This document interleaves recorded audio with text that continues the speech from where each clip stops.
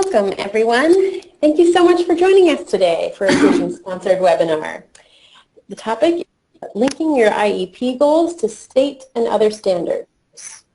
Before we begin, I'd like to point out a few housekeeping items. First, you have a control panel located on the right-hand side of your screen.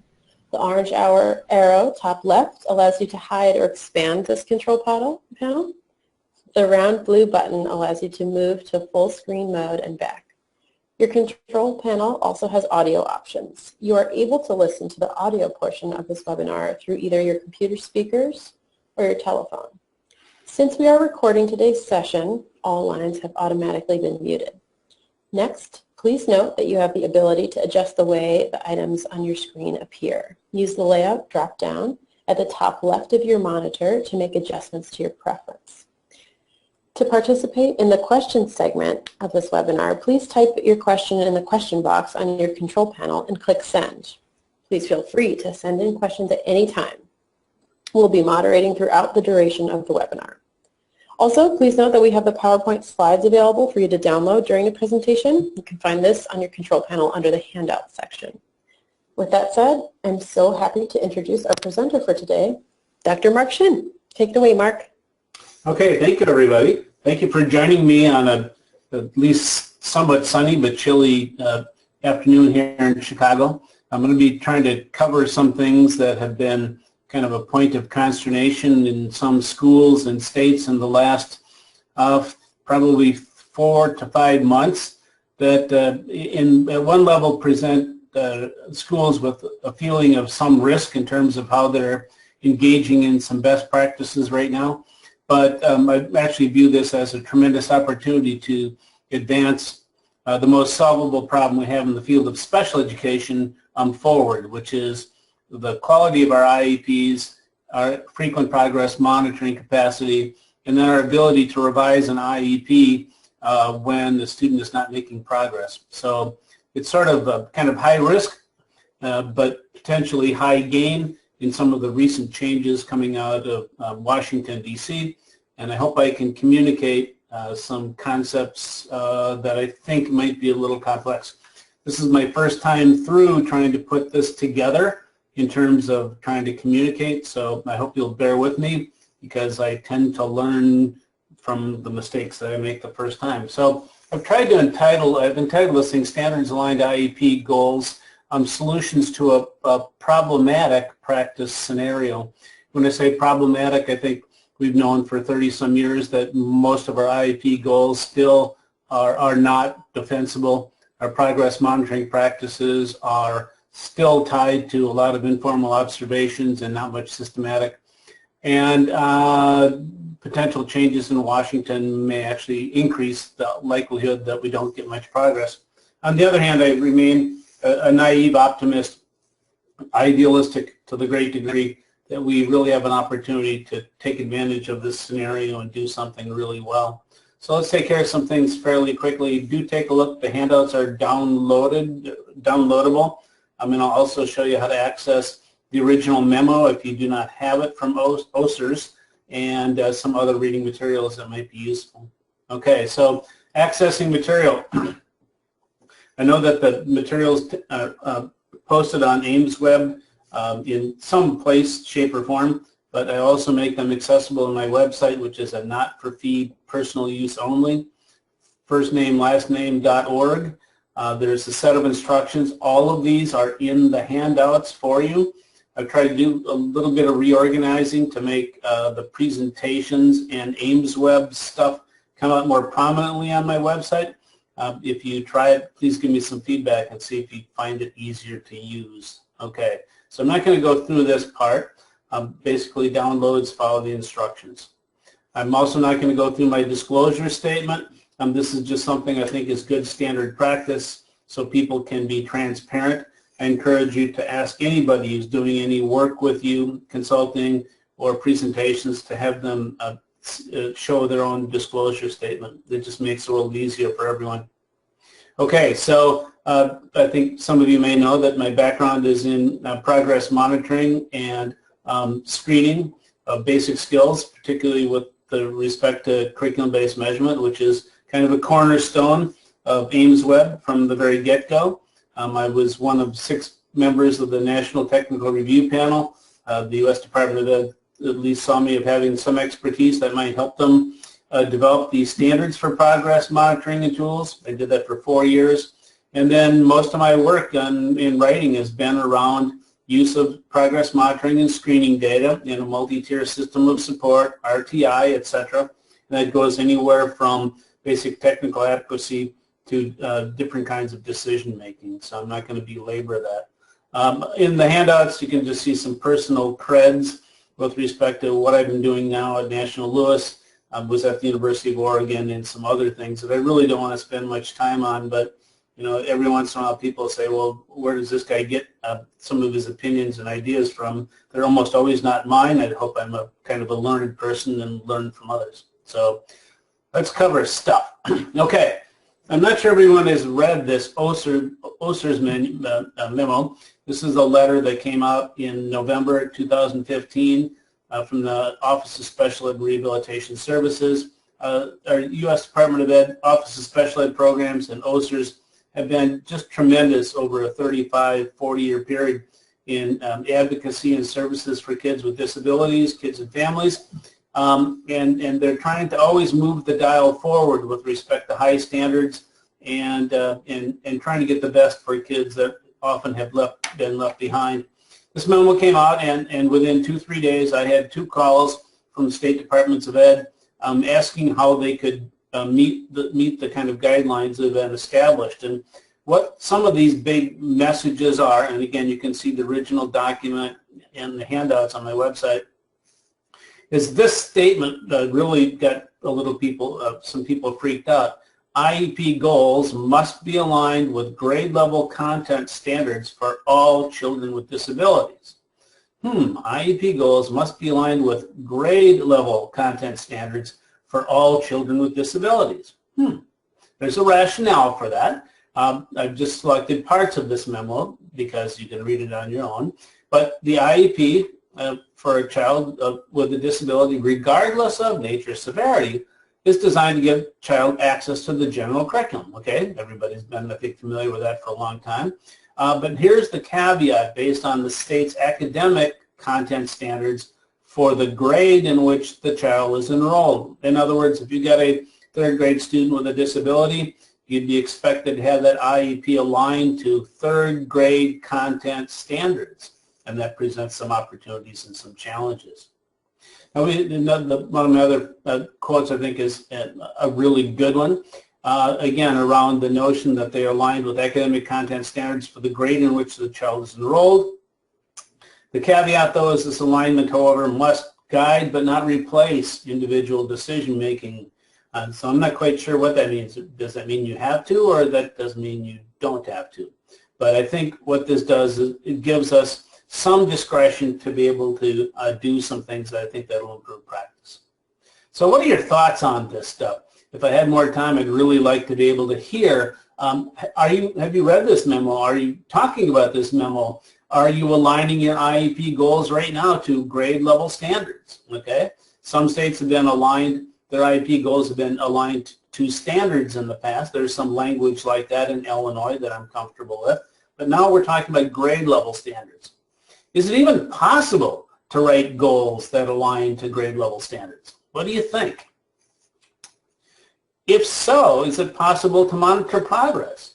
And not just monitor progress for the purposes of monitoring progress, but the purpose of progress monitoring is to document whether programs are working, and if they are, to continue them, and if they're not, to be revised. And again, one of the most important quotes I think we've seen in the last 2 iterations of IDEA is one I think we're still behind on, which is revising the IEP to address any lack of progress. And that's what progress monitoring does for us. So I worry that we may be creating what I would call the perfect storm. And when I say perfect storm, it means we might not make good decisions. We might not move things forward. We might even, in fact, move things backwards unless we're smart, because, again, I think that there's some great opportunities that this memo presents us, not only for kids with disabilities, but for best practices.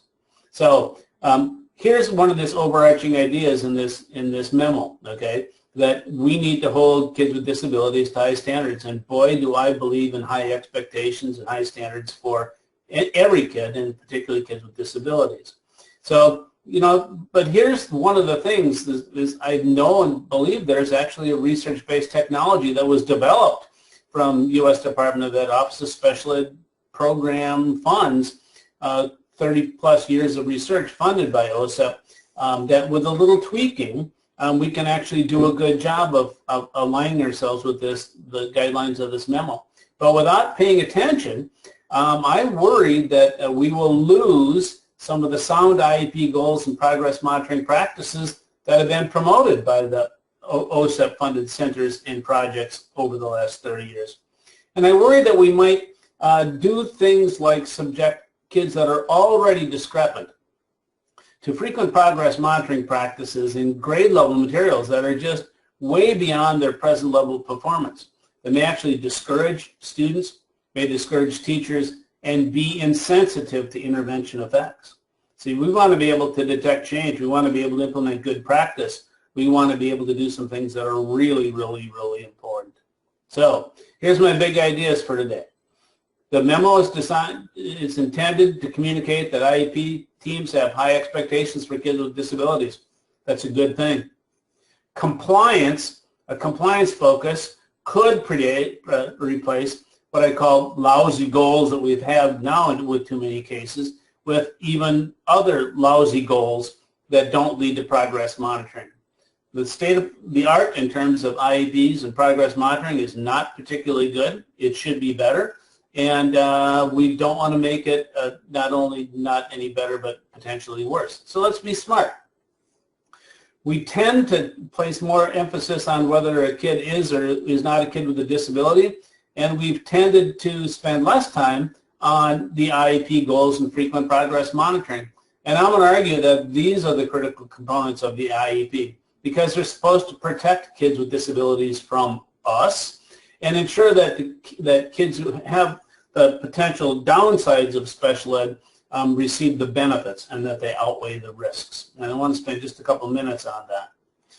There is a solution, okay, for what I would call substantive compliance, that is with the intent of the memo, okay, rather than just procedural compliance, okay.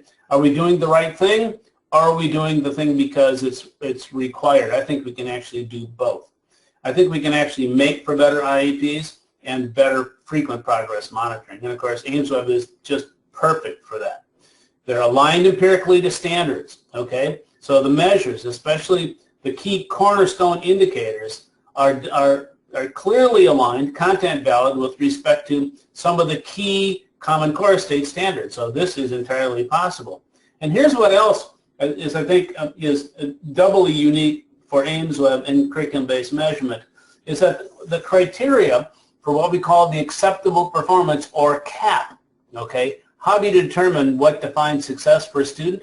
Are aligned empirically to the standards. I would argue that AIMSweb has the best set of standards tied to 20-some state tests that allow good, strong generalizations to be made about whether a student is making progress toward those standards. So I think that that's a definite unique thing. So let me see if I can communicate that. Okay? Now, my caveat here, though, is unless we start thinking, unless we pay careful attention to what works, we're going to run some risks if all we're doing is worrying about procedural compliance and potentially getting sued. Okay, let's see if I can cover that here in 45 minutes. Okay, so just review, okay, because I find a lot of people talk about IDEA, but they've never read it, or never read it in very much detail. So let's just review the parts on IEPs, Individualized Educational Programs. I'm not going to go through the definition, but they have to include a present level of academic achievement and functional performance, okay? And I'm going to call that the plot. We'll come back to that. Present level of performance. We need a statement of measurable annual goals, okay? Measurable being key. We need to say how the child's needs will enable the child to be involved and make progress in the general curriculum. And we need a description of how the progress will be monitored toward the annual goals. Okay? How it will be monitored, how it will be measured. There's supposed to be a description of that in our IEPs. When we report to parents about meeting the annual goals. And the part that people have tended to not pay attention to, if they've gotten that far in IDEA, is the other parts of IEPs, and it's called review and revisions of IEPs. So public agency must ensure that the IEP is reviewed periodically, but not less than annually. People are familiar with that part, periodic and annual reviews, but they have not attended to the decision about whether the goals are being achieved, and most importantly, this was Idea 97, revise the IEP as appropriate to address any lack of expected progress toward the annual goals. Any lack of expected progress toward the annual goals. Prior to 97, you had to have goals, you had to report the goals, but there was no obligation to revise the IEP to address any, that means at any time there's a lack of expected progress, the goal must be, the IEP is to be changed. Okay, so without good goals, there will not be good progress monitoring. And without good progress monitoring, there cannot nor will there be revisions of the IEP when appropriate. So one of my favorite questions I like to ask is, if I was walking in your school and asked an IEP team to show me evidence that you revised the IEP to address any lack of expected progress, what would you show me? Or what could you show me? Could you get on the computer and show me a graph? Could you, what could or would you do? Because again, if the student is not getting an effective IEP, then it makes no sense to maintain that student with an IEP in terms without changing that kid's program. So let's cover this in a little bit more detail. See, I would hope I would see something like this. This is a graph that shows the student's progress toward their IEP. Remember, the black line is the student's expected rate of progress. The red line is the student's actual rate of progress. And for the first few months of the intervention, the special ed program is making a difference. The student is on par to reduce the achievement gap. But they made a change in the IEP, and I would argue that with 3 or 4 data points, it was pretty clear that this IEP, the changes in the IEP were not effective. And look what happened. Here we've got rate of improvement that's significantly reducing the achievement gap, and here the IEP is revised to address any lack of progress. If I don't see this in our IEPs, in our database, I get concerned about whether we're in compliance with Idea 97 and not just 2004, where this concept is repeated. Okay, so let's go back too, because I'm a child of the civil rights era, you know, that all the stuff around IEPs are really a civil rights issue, and here's the bottom line. The IEP is supposed to enable us to judge whether the benefits of special ed offset the risks. So what are some of the advantages? Specially designed instruction, meet the student's unique needs, for sure. Interventions that reduce the achievement gap, that's a definite.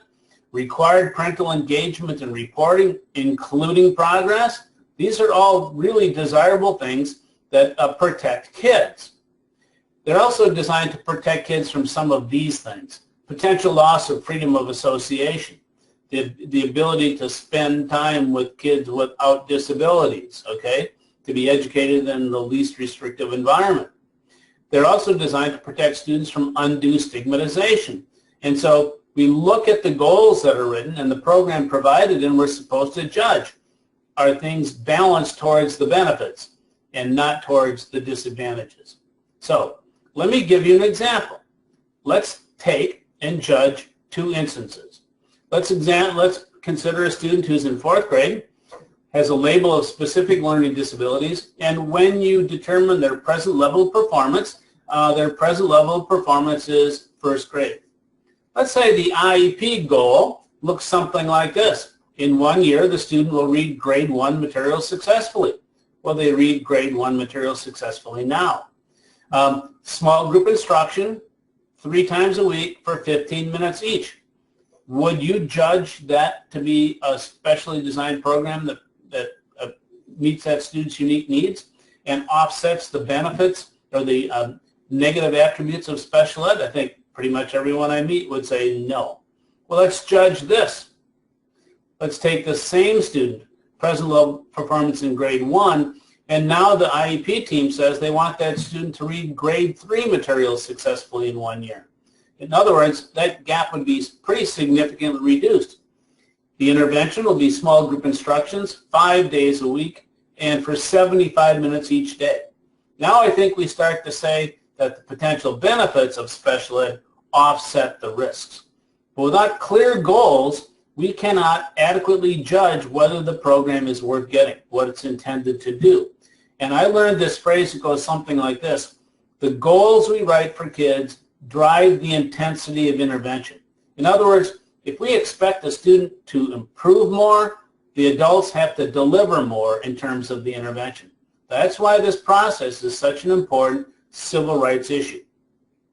So I worry about when I see things like all kids, with disabilities, goals are linked to grade level standards. I worry what our response will be.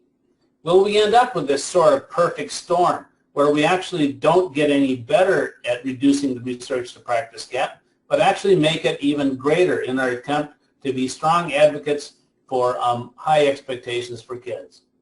The storm could be brewing, and let's make sure that it works in the interest of kids. So I can tell you, these are recently seen IEP goals, okay?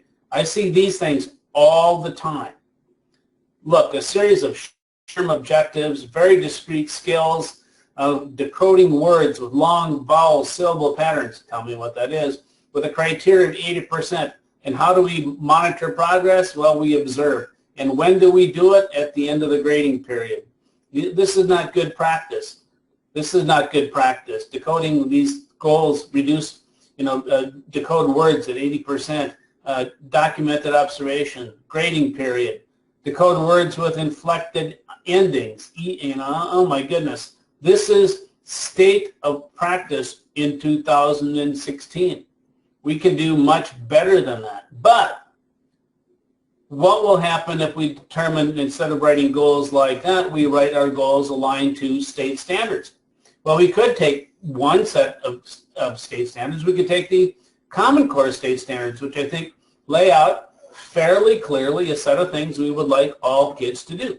I don't see the Common Core state standards as some kind of political process to federalize schools or make one size fits all. They're a set of legitimate expectations for kids. We could turn there for some of these state standards that we want to align to. Might be a reasonable place to begin. We could do it in English language arts, and we could do it in mathematics.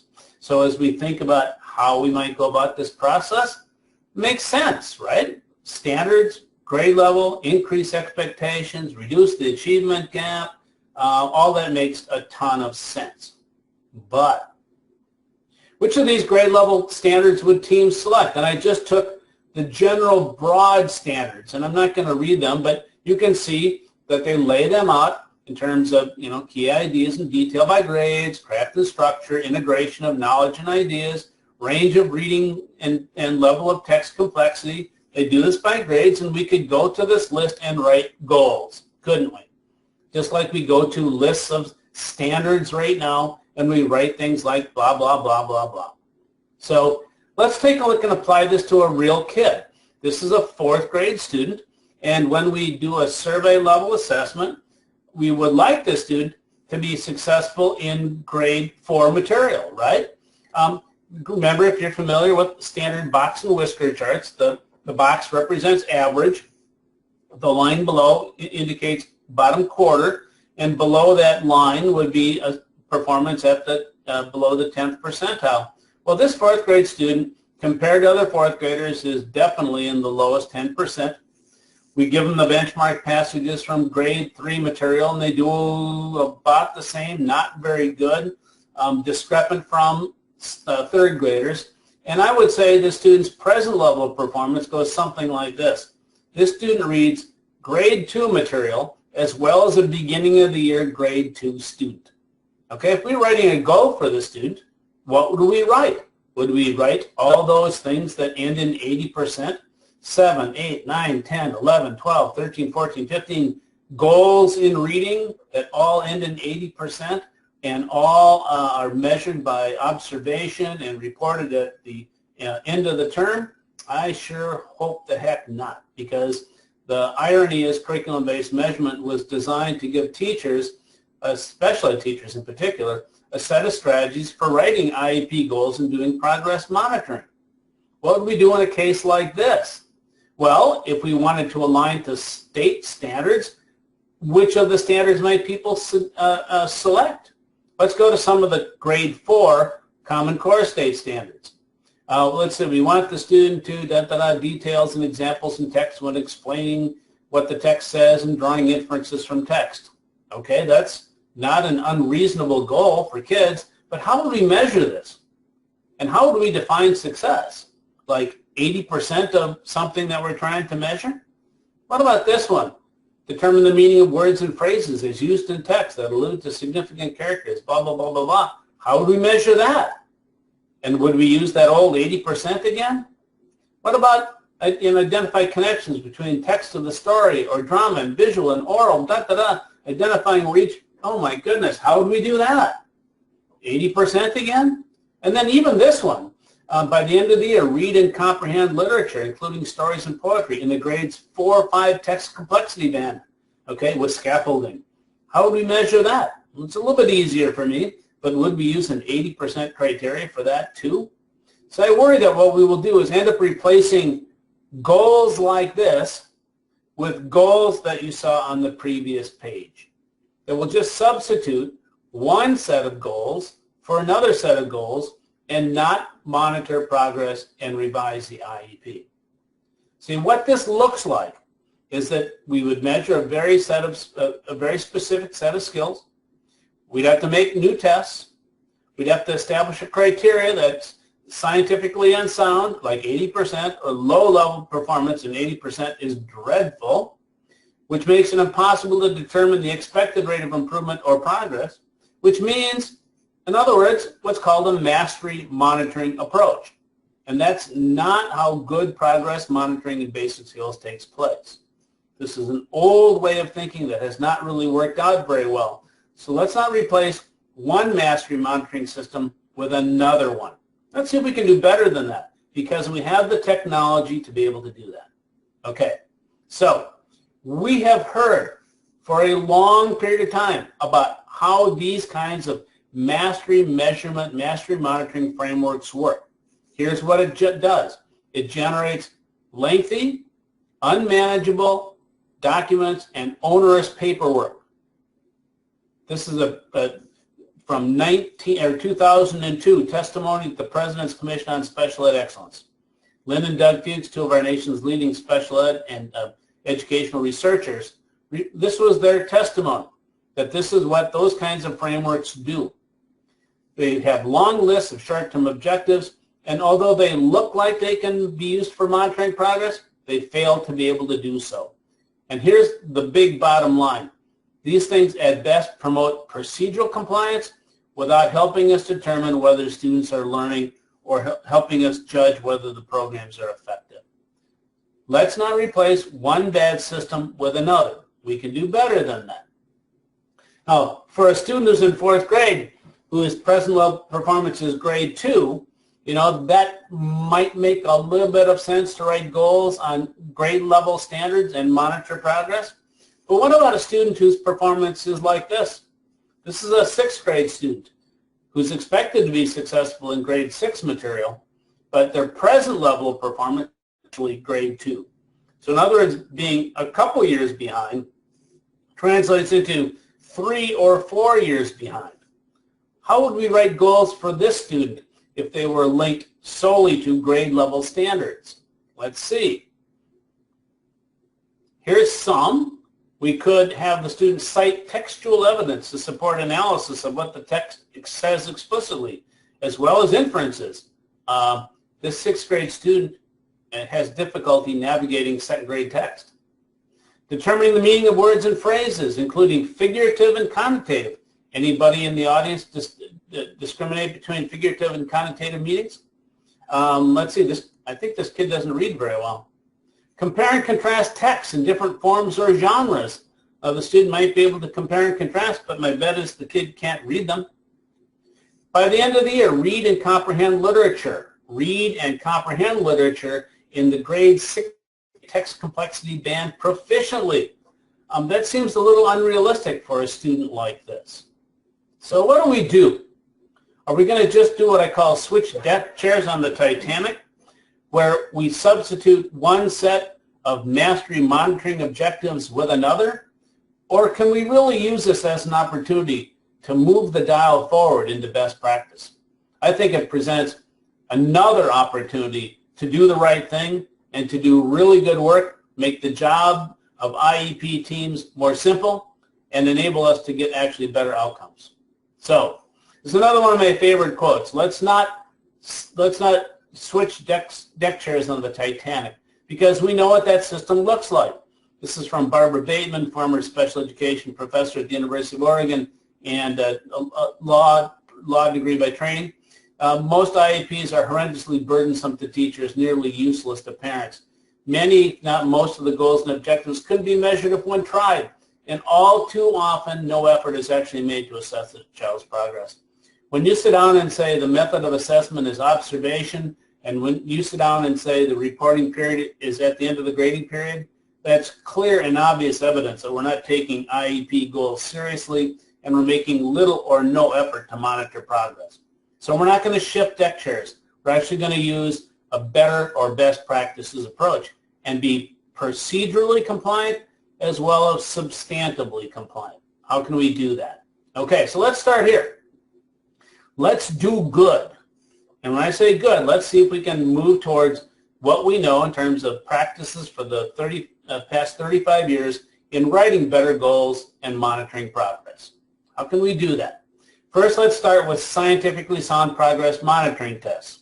If I was going to be building a new hospital, I would want to make sure that I had good tools and techniques to be able to judge whether patients are healthy and getting healthier. So I'm going to go to the Center for Student Progress Monitoring, of which I was a member for 4 years. But you can still find it on the internet. Funding ran out after 5 years of trying to improve progress monitoring, particularly with kids with disabilities. So all of that effort was rolled into the National Center for RTI. That funding lasted 5 years. They took on progress monitoring and even more. When that funding ran out, they rolled over that mission into the National Center for Intensive Intervention. So let's use tools that have been reviewed favorably by these institutes for doing things like monitoring progress. And if you look at these things, you'll find a set of tool charts with respect to different measures that publishers submit, and they're judged independently with respect to a set of criteria. And schools can judge whether the progress monitoring tools are technically adequate. I would encourage us to write our IEP goals using measures that have been reviewed favorably by the Office of Special Ed Programs. And guess what? If we're using Ames Web, those measures have been reviewed and the results are posted on those centers. So let's start there. If we do that, we can feel confident that we're on the right track. If we have teachers making stuff up, I'm going to say not so much. Let's see if we can use measures that are aligned to the Common Core State Standards. So the measures are scientifically sound. That's good. That's great. And let's take it to another level. Are they aligned to standards? And I'm going to argue that by my count, with respect to the language arts standards, the three biggies in language arts of curriculum-based measurement, reading, writing, and spelling, are pretty clearly aligned with respect to the Common Core State Standards. Tell me that when we have kids write for 3 minutes, that we are not able to judge whether a kid is writing using things like standard English, etc., and using standard conventions, mechanics, semantics, and syntax. Tell me when a kid reads aloud that we're not measuring a whole bunch of things that go into the reading process. That's just language arts. What's the analysis with respect to math? Well, by my count, 45 of the MCAP standards align with Common Core, and 14 of the computational standards. And these are all things that I think are really relevant. So let's go back and build a rationale. Let's use tests that have been reviewed favorably by the Office of Special Ed Programs. Let's use tests that are aligned to standards. And let's use tests that are aligned with some of the ideas in the Common Core standards. And one of my favorite ones are what are called single rich tasks. This is what is right out of the Common Core state standards. Each standard need not be a separate focus for instruction and assessment. Often several standards can be assessed by a single rich task. And I'm going to argue that reading aloud is a single rich task that addresses a number of standards. Not all standards, but I don't know any test other than maybe the PARC or Smart or Balanced, and we certainly can't use those for progress monitoring, that would assess all the standards. Single rich tasks. Math computation, math concepts and applications, writing and spelling. These are single rich tasks that give us a start to understanding student performance and writing simple, straightforward goals. Okay, so let's go beyond that. Take a look at these things. These are some of these single rich tasks that I think reviewed favorably by the U.S. Department of Ed, linked with respect to Common Core state standards, aligned with single rich tasks. We're on the right track to be able to build a data system for writing goals and monitoring progress for kids with disabilities. Now, let's go back to this grade 4 student whose present level of performance is grade 2. Conventionally, we would write a goal that might be something like this. In 1 year, Matt will read 120 words a minute correct from grade 4 passages. Would this goal be aligned with grade level standards? Absolutely. It's aligned to grade level standards, but it has more than that. It's observable, it's measurable, it's scientifically sound, it enables us to make judgments about progress, spelling error there, Dad. It's logistically feasible because we would write fewer goals, but they'd be better. And it's easily understood by teachers, parents, and students. In other words, if we met this goal, this discrepant student in 1 year would be significantly less discrepant and be reading much like typically developing kids in his own grade. But can't we do even better than that if we take advantage of the guidelines put forth by the Office of Special Ed, Office of Research and Rehabilitative Services? Sure, we can do even better. Really? No kidding. How can we do even better than this? Because this is pretty good. Well, one is we can add some information to what's called the criteria for acceptable performance. The CAP is a foundational idea in writing goals for kids and especially students with disabilities. How do we define whether the student is successful? Well, if we take in 1 year, the student will read 120 words a minute correct from grade 4 passages. That's based on what's called a normative approach. Okay, the student is, and I'm just kind of ballparking here, the student is reading about 50 words a minute correctly right now. That is a score that's well below the 10th percentile. We would actually get the exact percentile, and that turns out to be the 5th percentile. And then be compared to 5th graders, 4th graders in the fall, they're at the 5th percentile. If the student read 120 words a minute correct, they would actually be reading as well as an average end of the year 4th grader. That would be great. The discrepancy would be resolved. The student may not need specially designed instruction. We can develop a transitional plan. But although the measures may be linked to standards and the student is being monitored in grade level material, we can actually link this information to standards even better. How? Well, I'm going to argue that AIMSWeb has the best set of standards tied to high stakes tests, okay? And here's what's really kind of cool. They give you a probability statement of whether the student is 50-50 in terms of meeting high stakes standards, and again, derived from relations to a number of state tests. I believe the number is 20. Is the student 50-50 or below? Or do they have an 80% chance or greater of passing the high stakes test? Let's compare. So a student who's reading 67 words a minute correct has about a 50-50 chance of passing a state standards test. Okay. A student who's reading 136 at the end of the year has an 80% chance of passing the state standards.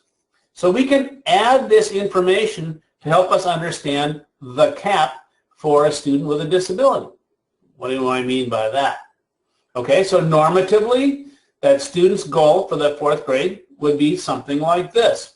Okay, this student would be improving from the 5th percentile to the 48th percentile by the end of the year. That's a significant change in the performance discrepancy. But if we use a standards-based interpretation, here's what else we would know. That student has improved from a less than 10% chance of meeting standards in the fall to a 60% chance of passing in the spring. All of this stuff makes sense to me.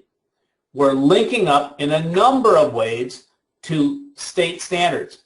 And in this case, we're linking up very directly to state grade level standards. Okay, summary. So what would I do with this thing? I think this is best practice progress monitoring for kids with disabilities. It's substantive compliance. It's doing the right thing. Weekly progress monitoring, grade 4 materials, once a week, fantastic. We would do that right now, that's great. Observable, measurable, scientifically sound.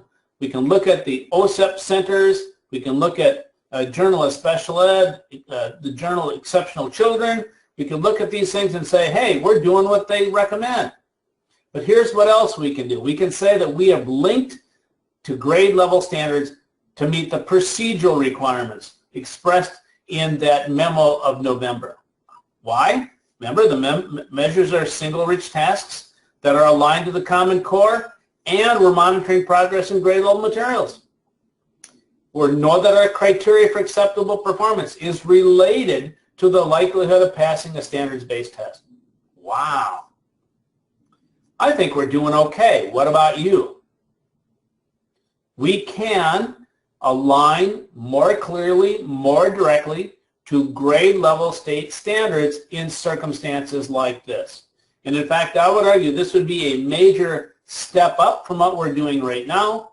It would allow us to understand how we define success for students, not just normatively, but with respect to other high stakes indicators that are being used in schools, right?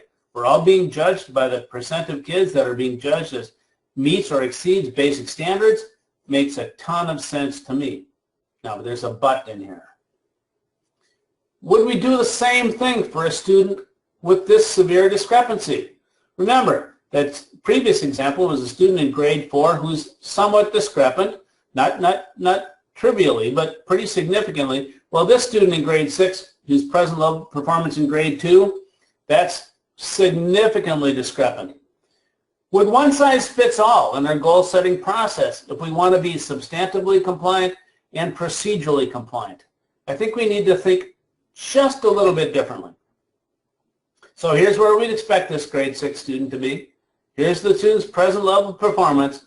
The student reads grade 2 material as well as a beginning of the year second grader. Wow. So what do we do in circumstances like this? Traditionally, we would write a goal using curriculum-based measurement and AIMSEB. With a discrepancy that is this large, we would reduce the gap but not likely be able to remediate or eliminate it.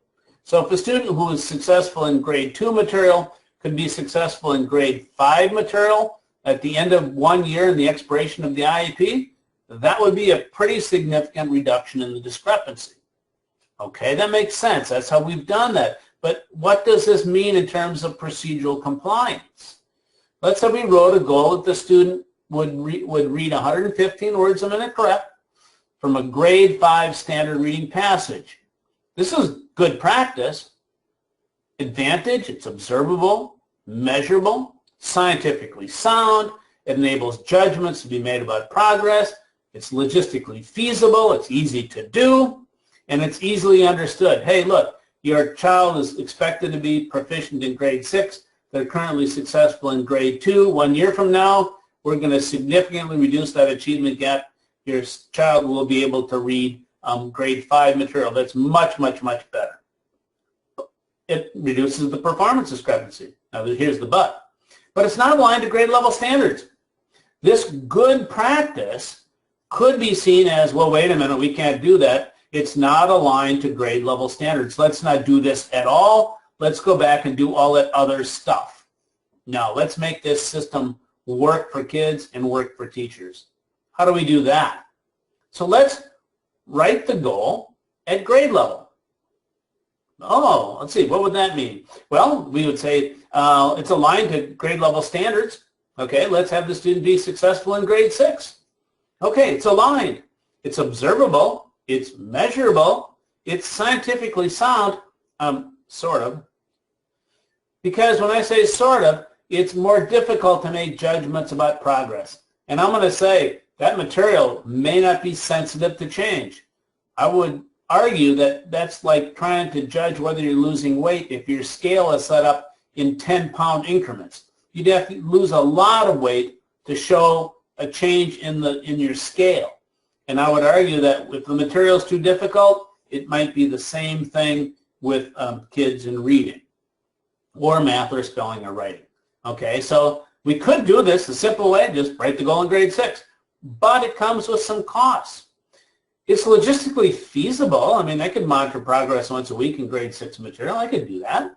Not hard to do. Doesn't take a lot of time, especially with, web-based data capture where I don't even have to, log in and enter data and score it automatically. But it's likely going to be discouraging to students and teachers because you're monitoring progress in really, really hard material. And I'm going to argue it's not going to be easily understood by teachers, parents, and students. Okay, you think you're going to be able to reduce the achievement discrepancy from grade 2 to grade 6 in 1 year? Really? That's what we're going to do? Is that what you're implying? Are we just going to teach grade 6 stuff and be able to do that? I think that's kind of dangerous. So although it makes a ton of sense to do it in a particular way with a student who's discrepant, for kids that are significantly discrepant, we got to be even a little more smarter. Okay, and here's the solution. It's actually quite simple. We're going to add a grade level goal to our progress monitoring goal. The individualized goal for progress monitoring would be added to by a grade level goal. And that grade level goal will have a standards-based cap. So it could go something like this. In 1 year, the student will read 115 words a minute correctly from grade 5 material and 100 words a minute correct given a grade 6 passage. Does that mean I would monitor progress weekly in grade 5 and grade 6, knowing that that's twice as much work? Knowing that monitoring progress in grade 6 is likely not going to show growth even if the student is improving, and everybody might feel bad about it, and parents and other teachers might get confused? I can think I can make this stuff work if I use my head. So the goal material would be grade 5. That's where I'd be monitoring my progress frequently. And then I would make sure that my goal is also aligned to my grade level standards. But I don't need to monitor progress every week on that. So what would that actually look like? Okay, so let's take rationale. If I wrote a goal like this, the norm-based improvement would move this kid from the 3rd percentile to the 50th percentile in spring compared to 5th graders. That's a big deal. That's significantly reducing but not eliminating the achievement discrepancy. I can look at my standards chart and say, compared to grade 6, have I changed the kid's probability of meeting state standards? Notice that the goal doesn't say the student has to meet. They just need to be related or aligned to state standards. Okay? Look, based on grade 6 performance data, this kid has like a snowball's chance, as low as you can say. What's lower than the 1st percentile? Some portion of, chance of meeting standards in the fall. By the spring, that kid would, if they met that grade 6 goal, that student would have about a 35% chance of passing in the spring. Does that mean the student is likely to pass? No, but significantly more likely to pass, to be sure. So for kids that are significantly discrepant, I can add a grade level standard-based goal that I can monitor, but not as frequently as I would in terms of my annual goal. Okay, so how would I do that? I would do weekly progress monitoring using a single passage of grade 5, just like we always do. It's observable, measurable, allows me to revise the IEP. I can link to my grade level standards for procedural compliance with a single rich task and monitor progress using the benchmark assessment. So I'm going to do frequent progress monitoring in that goal material, and I'm going to align to grade level standards by using my benchmark data. See, benchmark assessment allows me to keep my eye on how that kid is performing compared to grade level peers, but I don't have to do that every single week, which is not going to be helpful to anyone. It's going to be confusing and make things really, really, really difficult. And by setting the criteria for acceptable performance tied to the likelihood of passing a high-stakes test, I'm not only procedurally compliant, I'm substantively compliant. That's a good deal. But my cap has to be related to passing the standards-based test, not a normative goal in that grade level material when kids are significantly discrepant. I hope that's kind of clear because it's kind of complex. If we do this, I think we're okay. And in fact, I think we're much better off than we are right now. Okay, so here's what it would look like. Here's frequent progress monitoring towards that grade level progress. This kid is reducing that achievement gap, making the IEP rate of improvement. This student progress towards grade level standards, I would look at the benchmark and I would say, not so much. So although the student is meeting the progress monitoring goal towards that goal material, we may have to actually increase the intensity of the intervention if this student is going to be more likely to attain grade level standards. But note, I don't have to monitor progress in really difficult material, in grade level material, that's likely going to be incredibly difficult for some kids, confusing to teachers and parents. I can be smarter about that. But here's the other kind of cool thing, that if I did it like this, I would enable me to be able to do a good standard practice for periodic and annual reviews. Because this to me would be, once a kid is in the special education, here's how I would do it right now. I would look at the IEP and see if it's implemented with fidelity. I would observe to see whether the IEP is actually done. I would look at rate of improvement on the performance discrepancy, and to do that, I would look at the progress monitoring graph. And then I would look to see if it's aligned to state standards by looking at my benchmark graph. Is this kid moving toward that criteria of acceptable performance that's aligned on grade level materials to grade level likelihood of meeting standards? If I do that and all those indicators are good, I would consider the student's need in transition. Okay, I'm pretty close to my time. All right, so I tried to talk about, okay, it's a good thing that we have high expectations. I've tried to communicate that if we focus mostly on procedural compliance like we've tended to do for 35 years, we're not going to get any better IEPs. We're not going to get progress monitoring. We'll just be switching deck chairs on the Titanic. I do believe that IEP goals and frequent progress monitoring are the cornerstone of civil rights protections for kids to ensure that the benefits outweigh the risks. And I think we've lost sight of that for way too many kids while we fill out forms. And I know that there's solutions. We can be compliant with the OSER's memo, letter of 2015, and we can actually be better at best practices. AIMSweb's curriculum-based measures are aligned empirically to the standard, so it's possible. Without careful attention to practices, schools run risks if procedural compliance drives IEP goals. Not good. Okay, so I have some kind of starter questions. How about this one? Well, if we did it this way, will we get sued? What if we're not writing IEP goals and monitoring progress using curriculum-based measurement than AIMSweb? How do we convince the powers to be that better IEP goals and frequent progress monitoring needs to be a top priority? Anybody want me to answer any of those things? Yeah, or what other questions might you have?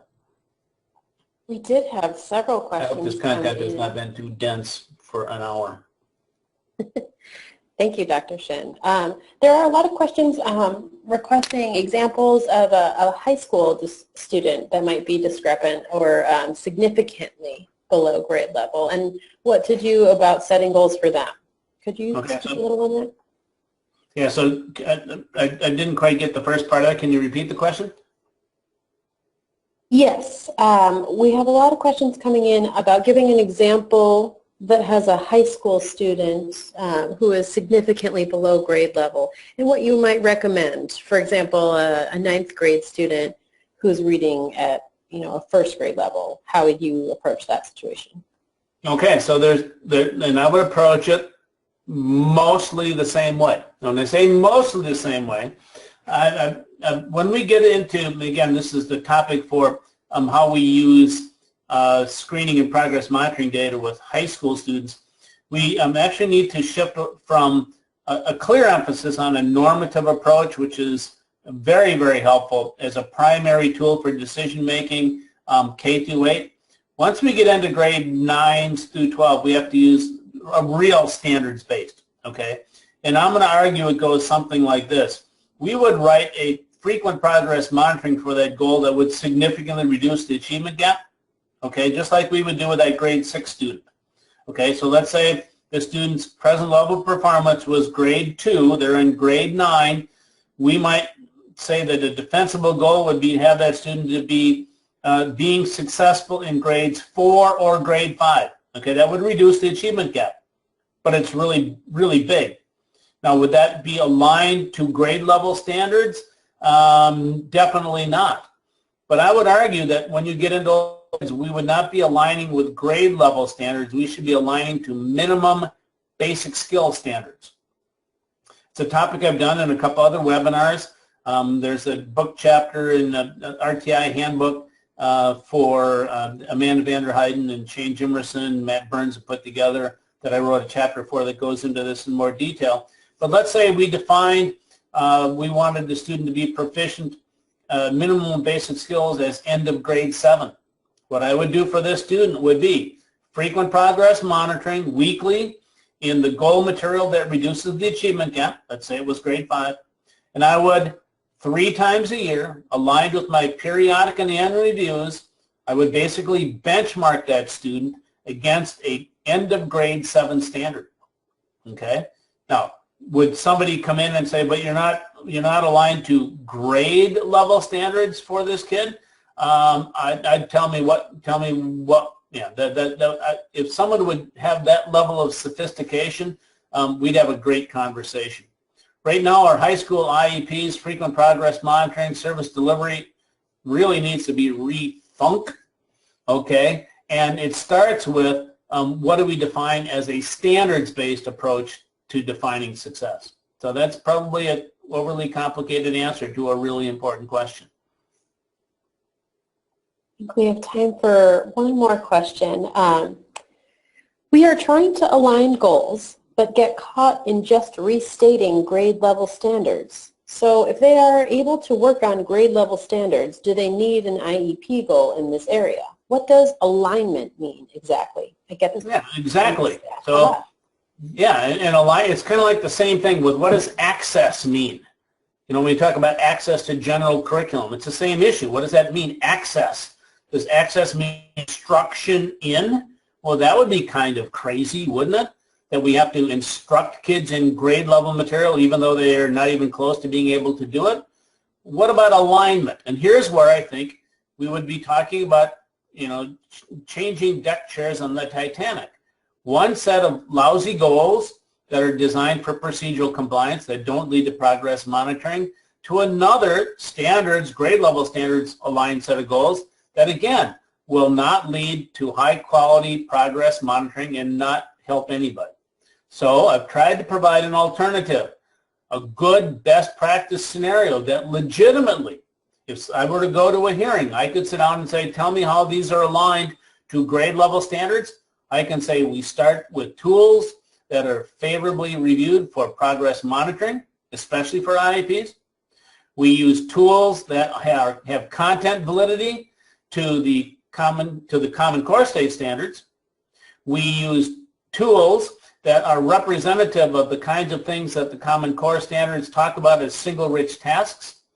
And we understand the student's performance relative to those standards by our criteria for acceptable performance being linked to the likelihood of passing a high stakes test.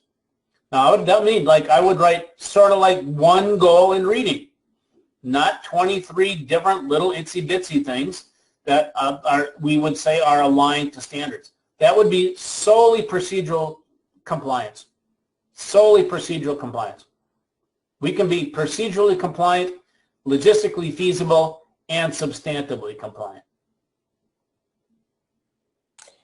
Thank you, Dr. Shinn. And thank you, everybody on the line. I know we're a minute over. We will follow up with you in an email and provide a link of the recording for this webinar, as well as some responses to questions we were not able to get to within a few days. Please do feel free to share with your colleagues. Also, there will be a survey provided at the end of this webinar, and we would love for you to give your feedback. Thank you for your time, and have a great afternoon. Yep, and please email me with any other questions you might have, and give me some feedback as to whether this pretty dense material made sense to you. That would be helpful to me. Thank you.